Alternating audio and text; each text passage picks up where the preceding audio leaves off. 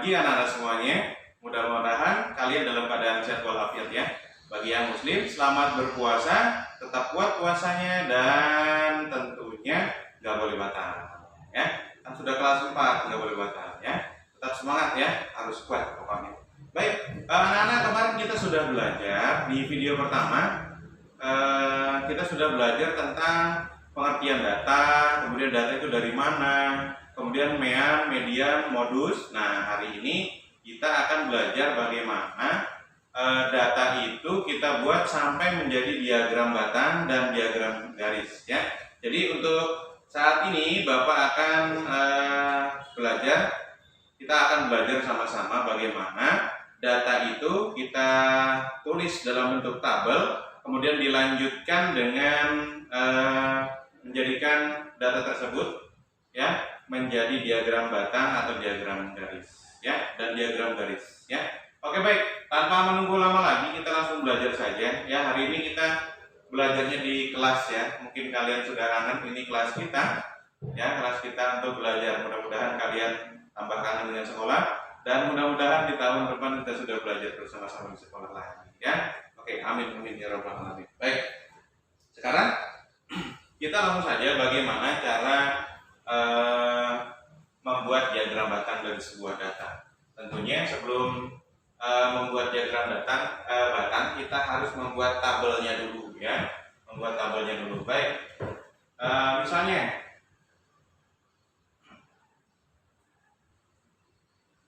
judulnya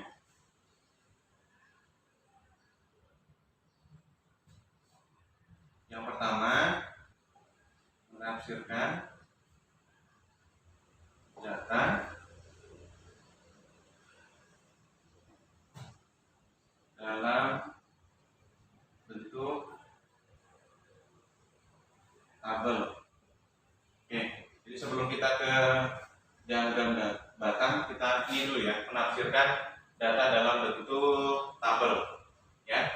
Baik, misalnya sebuah soal, langsung saja bentuk soal, jadi biar kalian langsung bisa mempelajari bagaimana cara menafsirkan data dalam bentuk tabel ya. Baik, ini datanya nih, misalnya hasil ulangan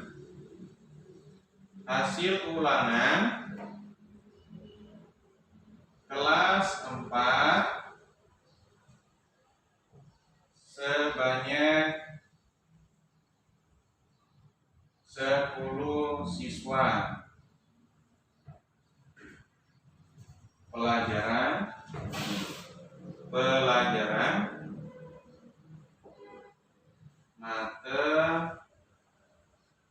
matematika adalah sebagai berikut ya, adalah sebagai berikut. Baik, kita buat tabel dulu ya. Kita buat tabel dulu datanya ini nanti ya. Ini datanya misalnya dapat nilainya 7, 8, 5, 6, 7, 10, 9. Itu 2, 3, 4, 5, 6, 7, 8. Kemudian 8, 7. Ya, ini nilai ulangan matematika kelas 4 sebanyak 10 siswa ya.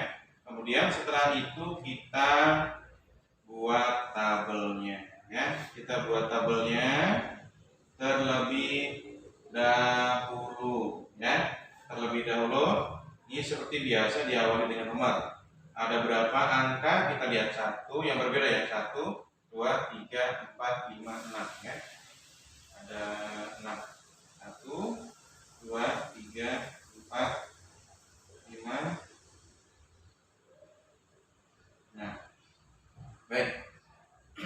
Kemudian kita masukkan di sini. Di sini nilai ulangan. Nah, oke, nilai ulangan. Biasanya ini kata kunci pertama ada di kolom pertama ya. Kata kunci pertama ada di kolom pertama. Ini kolom pertama ya.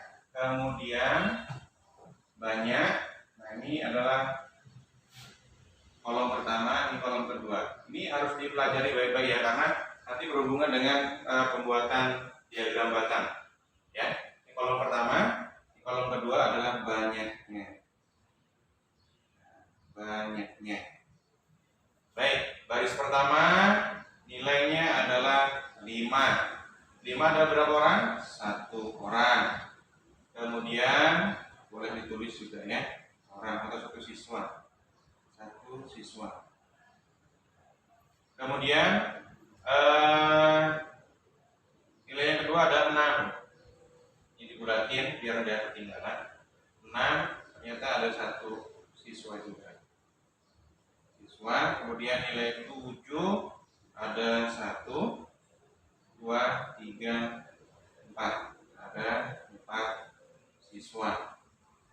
Kemudian nilai 8 ada 1, 2. Ada 2 siswa. Kemudian nilai 9.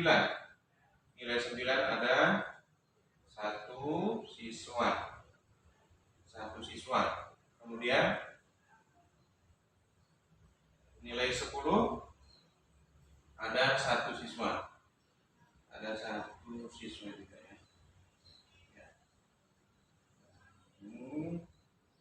Oke. Kemudian ini boleh ditambahin ya, yang sudah kita pelajari bersama kemarin, turus ya, 1 ya 1, 1. Kemudian 4, 1, 2, 3, 4. Kemudian 2, 2. Kemudian 1, 1 ya, seperti itu. Ini tadi sudah yang 6 ya. Oke. Baik, jumlahnya ada 10 siswa. Baik. Dari tabel yang sudah kita buat dari data di atas, kita mencoba menjawab beberapa pertanyaan. Misalnya ada pertanyaan berapa siswa yang mendapatkan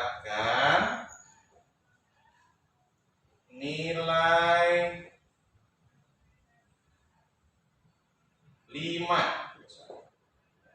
Jawabannya tentunya berapa orang? 1 siswa. Ya. Kemudian yang B, pertanyaannya misalnya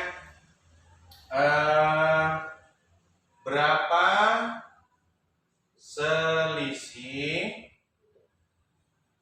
selisih siswa yang mendapat nilai 7 dan 8. Nah, tentunya kita bisa lihat di tabel berapa yang mendapat 7, berapa anak atau berapa siswa yang mendapat 8. Ternyata yang lebih banyak adalah nilai 7, berarti nilai 7-nya atau banyak siswa yang dapat 7-nya dikurangi dengan banyak siswa yang mendapatkan nilai 8, yaitu 2 orang. Jadi selisihnya adalah 2 siswa. Oke, bisa ya seperti ini ya. Kemudian yang terakhir, misalnya ada pertanyaan berapa siswa yang mendapatkan nilai 9 dan 10 misalnya ya, seperti ini. Berarti tinggal dilihat aja berapa yang dapat 9, ternyata 1 orang. Yang mendapatkan nilai 10 juga 1 orang atau 1 siswa, maka jumlahnya adalah 2 siswa. Baik.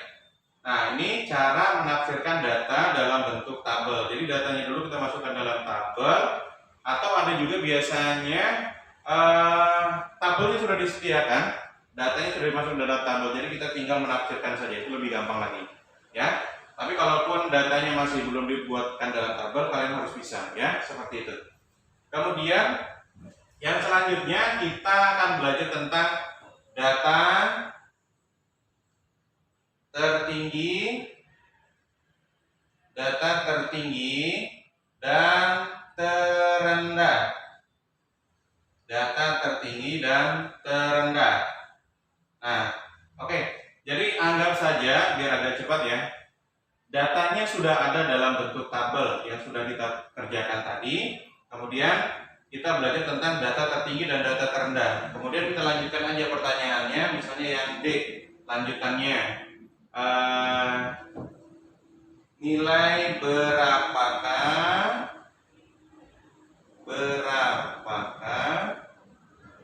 yang paling tinggi? Tentunya jawabannya adalah nilainya adalah 10 yang diraih oleh satu siswa. Kemudian pertanyaan berikutnya, berapa siswa yang mendapatkan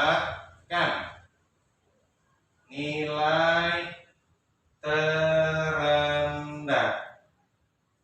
Nah, nilai terendah adalah nilai 5.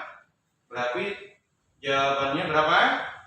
1 siswa. Gampang ya, kalau data tertinggi dan terendah tinggal dilihat aja dari data atau dari tabel yang sudah disediakan, kita tinggal lihat saja mana data yang tertinggi, mana data yang terendah. Baik, itu menafsirkan data dalam bentuk tabel dan data tertinggi dan terendah ya. Selanjutnya kita akan melanjutkan belajar bagaimana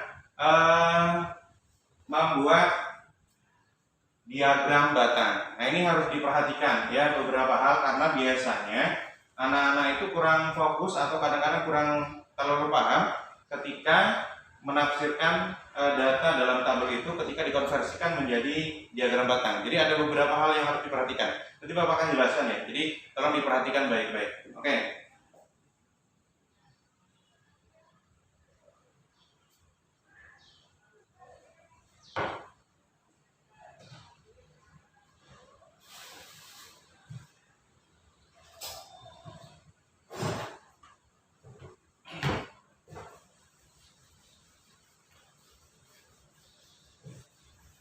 Jangan lupa di rumah juga tetap menjaga kesehatan ya, dengan makan makanan yang bergizi, sehat, dan tentunya halal. Dan jangan lupa juga harus terkena sinar matahari ya, biar tubuh kita tetap berkeringat ya. Jadi kalau tubuh kita berkeringat itu insya Allah kita akan tetap sehat ya. Jadi nggak ada virus-virus yang menempel dalam diri kita. Jadi kita ketika nanti di tahun ajaran baru kita sudah siap untuk belajar ya, untuk belajar dengan keadaan yang fit, sehat ya. Oke.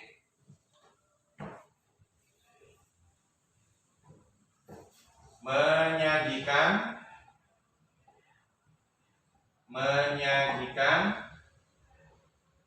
data dalam bentuk diagram batang dan garis, langsung aja, dan garis. Nah judulnya menyajikan data dalam bentuk diagram batang dan garis.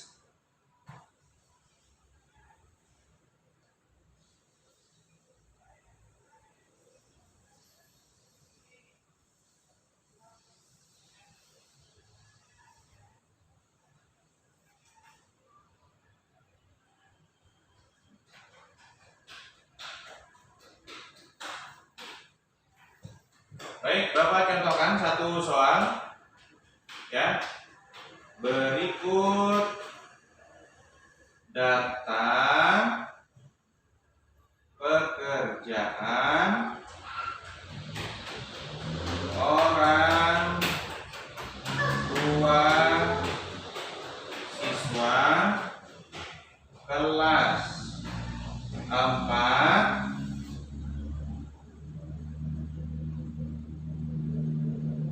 pekerjaan orang tua siswa kelas 4 .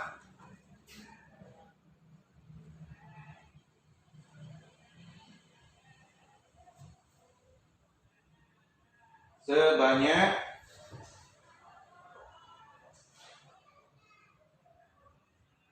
35 siswa.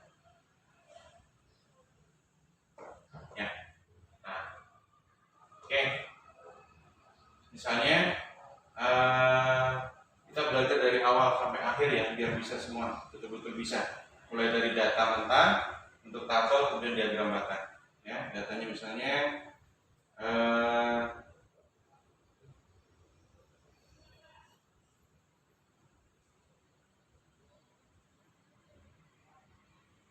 pedagang, atau langsung saja ya, karena terlalu banyak nanti ya kelamaan. Jadi langsung Bapak konversikan aja dalam bentuk tabel aja deh. Oke, ini nomor, ingat ini tuh di kolom pertama, pekerjaan orang tua. Kemudian ini kata kunci kedua ada di kolom kedua, yaitu banyaknya. Oke, banyaknya. Nomor 1, soalnya pekerjaannya adalah sebagai pegawai negeri.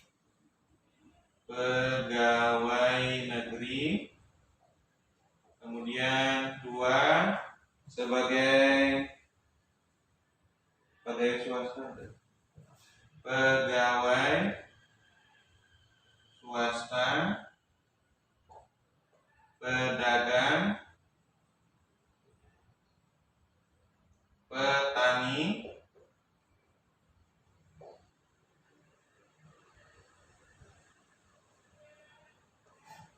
dan terakhir adalah wira swasta.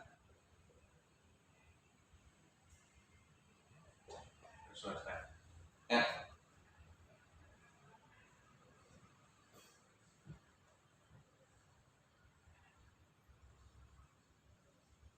Sebanyak 10 orang, kemudian 15 orang, pedagangnya 5 orang, kemudian petani 3 orang, kemudian wira swasta sebanyak 2 orang. Ya, jumlahnya 35 orang. Oke, baik. Ini tabelnya. Selanjutnya kita akan mengkonversikan menjadi diagram batang. Ya, menjadi diagram batang. Usahakan nanti di buku kalian menggunakan penggaris ya, penggaris biar lebih rapi ya, enak juga dalam pembuatan kelipatan nanti di di bukunya ya. Kita buat, tentunya ada 2 hal yang harus diperhatikan. Ini, kemudian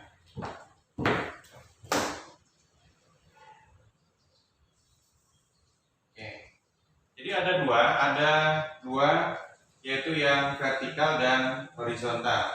Yang vertikal dan horizontal. Vertikal itu biasanya menggunakan kolom kedua. Ingatin ya, vertikal itu biasanya menggunakan kolom kedua.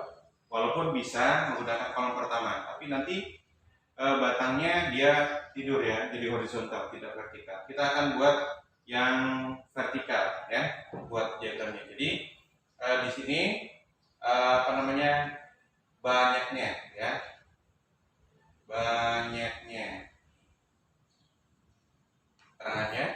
Kemudian yang kedua di sini pekerjaan orang tua ya, pekerjaan orang tua seperti ini ya. Nah, untuk memudahkan ya, kalian menggunakan penggaris ini. Maksudnya yang pertama, ini Bapak contohkan seperti ini. Di situ ada 5 ya. Jadi kita buat misalnya 5 cm, 5 cm. Tapi kalau di buku cukup 1 cm sudah cukup ya. 5 cm, 5 cm. Jadi posisinya itu sama ya, sama. Jadi rapi. Kemudian ke atas juga demikian. Yang ke atas juga demikian ya. Oh ini nggak lurus. Ganti. Biar cantik.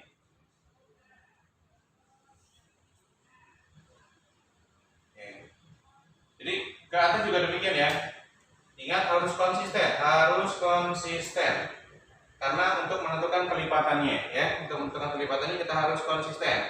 Misalnya 5 cm, ke sini juga 5 cm, ke atas juga 5 cm ya. Jadi nggak boleh sembarangan, harus konsisten. Nah, di buku kan biasanya ada garis-garis. Nah, itu bisa dijadikan patokan karena itu pasti jaraknya sama ya, jaraknya sama sudah ditentukan oleh pabrik, pasti bentuknya sama ya. Baik, sekarang kita mulai dari nol dulu ya. Kita selesaikan yang vertikalnya dulu ya. Dari nol, harus nol nih. Ini siku ini nol ya. Karena ini adalah kelipatan yang agak tidak pas ya. Kelipatan 2 juga agak susah, kelipatan 5 juga agak susah. Jadi kalian bisa menentukan angka mana yang pas, kelipatannya yang pas ya. Berarti pakai kelipatan 2 yang paling mudah ya. Berarti 2, 4, 6, 8, 10, 12, 14, kemudian 16 ya. Harus konsisten, nggak boleh habis dari 2 ke 3, nggak bisa ya. Harus konsisten untuk jarak yang sudah ditentukan ya. Harus konsisten, kalau enggak berarti salah. Nah kemudian di sini kita tentukan nomor 1 berarti ada di sini paling dekat ya. Nomor 1 paling dekat. Apa itu? Pegawai negeri. Tulis pegawai negeri. Nah kalian nanti jaraknya bisa dipanjangin, jadi nanti tulisannya nggak mereng-mereng kayak gitu, lurus aja gampang. Kemudian yang kedua pegawai swasta. Ini pegawai swasta. Kemudian pedagang. Ini pedagang. Kemudian petani. Ini petani. Kemudian wira swasta. Wira swasta.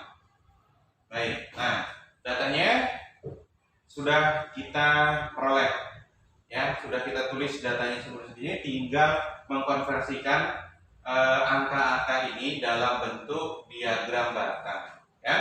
Sekarang kita tentukan yang pegawai negeri. Lihat pegawai negeri ada 10, berarti ada di sini ya, ada di sini ya, ada di sini pegawai negeri ada 10. Jadi nanti pakai penggaris ya, itu pakai penggaris, tapi kalian tarik ke atas, kemudian buat agak sedikit seperti batang seperti itu ya. Nah kemudian kasih garis putus-putus di sini ya, garis putus-putus. Kemudian kalian boleh arsir ya, boleh arsir atau diwarnai biar cantik ya, biar terlihat lebih ya bagus lah ya kalau diwarnai atau diarsir ya. Kemudian pegawai swasta. Pegawai swasta ada 15, berarti 15 nggak ada di sini nih. Berarti di antara 14 dan 16 kan? Berarti pertengahan sini adalah 15 ya. Tarik garisnya pakai penggaris sampai ketemu di sini. Nah, tarik, kemudian buat batang seperti ini. Nah, kemudian boleh kalian arsir atau boleh kalian warnain ya. Kemudian pedagang 5 berarti 5 nggak ada juga, berarti di antara 4 dan 5 kan, 4 dan 6, berarti di sini 5-nya ya. Kita tembuskan ke sini, tapi nggak boleh tembus ya, yang kosong-kosong saja. Kemudian sampai di sini. Nah, buat seperti batang. Nah, tulis di sini kalau bisa ya 10, 15 5 biar nggak lupa. Kemudian petani 3 berarti antara 2 dan 4. Di sini 3 berarti. Ini. Nah, nih ya 3. Oke. Kemudian wira swasta ada 2 ternyata di sini ya. Pakai garis, luruskan. Kemudian ke sini, tembus di sini ya. 2. Nah, jadilah diagram batangnya. Ya. Jadi yang perlu diperhatikan yang pertama nih, yang ini. Ya, yang pertama adalah ini. Kelipatan dari angka-angka yang kita buat dari data yang ada, ya. Kemudian yang kedua, posisi yang vertikal itu adalah kolom yang kedua. Kemudian yang horizontal adalah posisi kolom yang pertama. Ya, jadi seperti itu cara membuat diagram batang. Gampang sekali ya, gampang sekali. Tapi pakai penggaris lah biar rapi ya, biar rapi. Jadi koreksinya juga oke, cepat selesai. Ya, oke. Bapak yakin kelas 4 hebat-hebat semua dan bisa paham lah ya. Jadi kalian boleh mencari sumber-sumber yang lain bagaimana cara membuat diagram batang. Jadi Bapak ngajarkan yang paling sederhana seperti ini ya, mudah-mudahan bermanfaat. Baik, tadi judulnya ini diagram garis, ada diagram garisnya. Jadi kita akan buat satu lagi untuk diagram garis ya. Kalau tadi diagram batang, sekarang kita akan belajar diagram garis ya. Diagram garis. Oke. Biar agak cepat, Bapak hapus aja yang ini, kemudian kita akan buat diagram garisnya.